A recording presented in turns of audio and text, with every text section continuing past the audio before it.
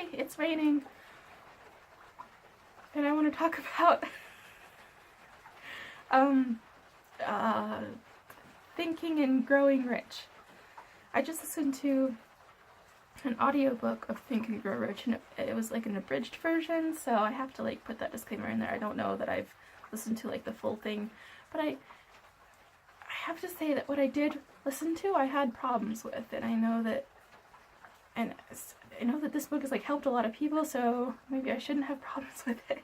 And like I went to it for help because I'm like trying to figure out my financial stuff right now, but I just feel like it doesn't make a lot of sense to me because so like supposedly the steps are you have to like envision what you want in your mind and then decide on an exact date that you want that certain amount of money by and then form an exact plan that you plan to follow. And so, but I just don't see why you can't just, if you can say, I want to make $1 million in 5 years, and here's my plan. Why can't you say, I want to make $1 million in 1 year, or in 1 month, or in 1 day, and then say, here's my plan, and then just do that. And maybe I'm just totally missing the point, maybe I'm just not getting it, but I just don't see why that wouldn't work. And I just feel like there's been a lot of, I don't know, just in my personal life I've been hearing a lot, not in my personal life, but just like in my personal experience of late, I've been hearing a lot of this kind of thing where like, so say you did make a plan to get $1 million in 1 month or 1 week or 1 day, and then you set out a plan and you followed the steps and you believed in it really, really hard, and it still didn't work. And you said that to like the people who believe in this Think and Grow Rich book, like the author of it. And like, what would they tell you? They might tell you that you didn't believe in it hard enough. And I feel like that's a really low thing to tell people because like you can't ever know if someone believed in it hard enough. You don't know if they believed in it really hard, and they might have believed in it as hard as they possibly could. So, and I feel like that's just kind of like a really mean thing that people have always sort of done to other people, like with God, even like with religion.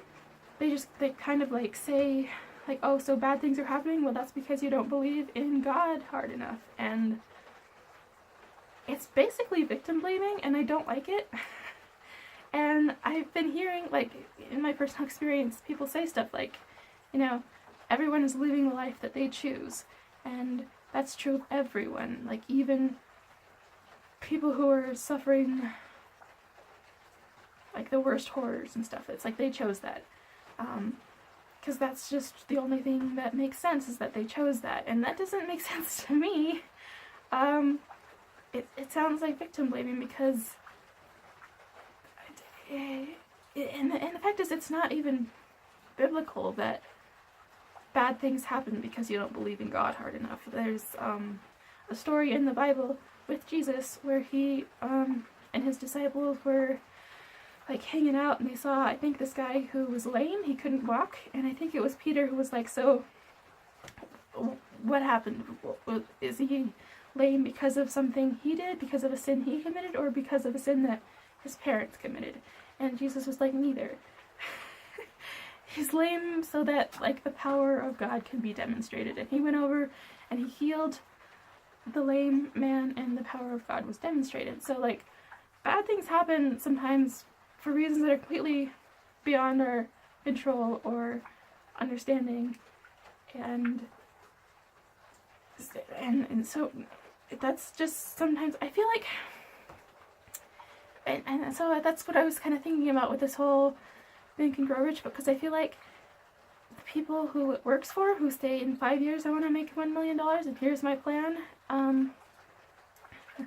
it's dripping on me, sorry, I think that what seems most likely to me is that they just have like a good intuition for how long it's going to take and what it's going to take, rather than that they believed in it harder or something like that. I think they just had like a good intuition, they had a good guess, and it just happened to work out for them. That they made $1 million in 5 years or whatever.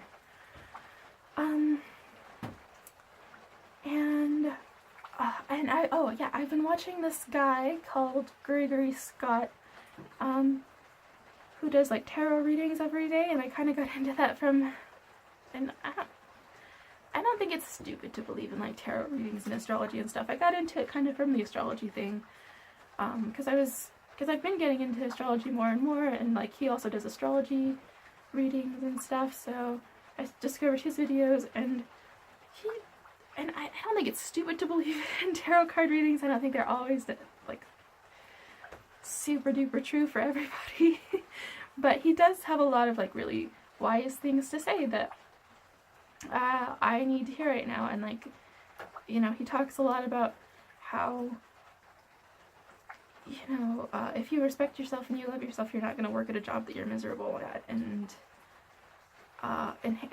he said, and it makes a lot of sense to me, that when you ask for like guidance from the universe or God, God or the universe doesn't tell you like this and this and this and this needs to happen. Like, it doesn't lay out all the steps and tell you exactly when it's going to happen. It kind of just tells you one step at a time, and you kind of just get like these intuitions one at a time, and it kind of just leads you down that way. And so that makes more sense to me than the Think and Grow Rich stuff. But I don't know, so many people kind of swear by this book, so maybe I'm just wrong, maybe I'm just not getting it.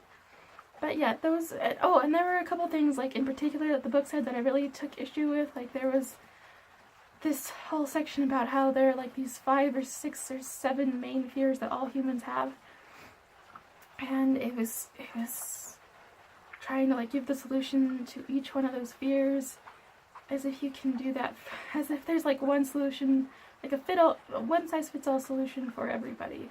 But, like, for the fear of death, it said, overcome the fear of death by just acknowledging... No, that's water dropping, I'm sorry. By just acknowledging that it's inevitable. And that's how you can overcome the fear of death. And I don't understand how that's supposed to make anyone feel better about something. Just because it's inevitable, it's not scary anymore? I don't get it. I don't think that's helpful. I think it's a lot more helpful to overcome the fear of death by having faith that you'll go to heaven. But, and it also said you can overcome the fear of loss of love by resolving to go on without love if you need to. And the thing is, you can only do that for so long. I truly believe that you need love to, like, survive, to function, to live. And you can only go without it for so long before it just, like, kills you to go on without love. So that's not a good solution to the fear of loss of love either. You know what I'm saying? Know what I'm saying? So, yeah. Those are my thoughts on Think and Grow Rich. And if you've read the book, let me know what you think and if I'm just missing something. And I hope that you could hear this even though it's raining, and I hope I didn't say like and you know too much. I'm working on that. And thank you for watching. Oh, and just to mention my little money-making endeavor, kind of, I am, you know, check out the contest details on my Instagram. I'm doing like a $50 Amazon gift card giveaway. It's not exactly a giveaway because you do have to, like, buy the book for 99 cents and leave a review, so it's not like you get it for free. You do kind of have to, like, give something in exchange, and that, I don't know if that qualifies as a giveaway then, but it's like a contest. And so if you want to do that, that would be great. And your chances are good because nobody's left a review yet, which I don't get because I actually think the book's pretty good, but maybe that's just me, and I won't know until people actually leave reviews.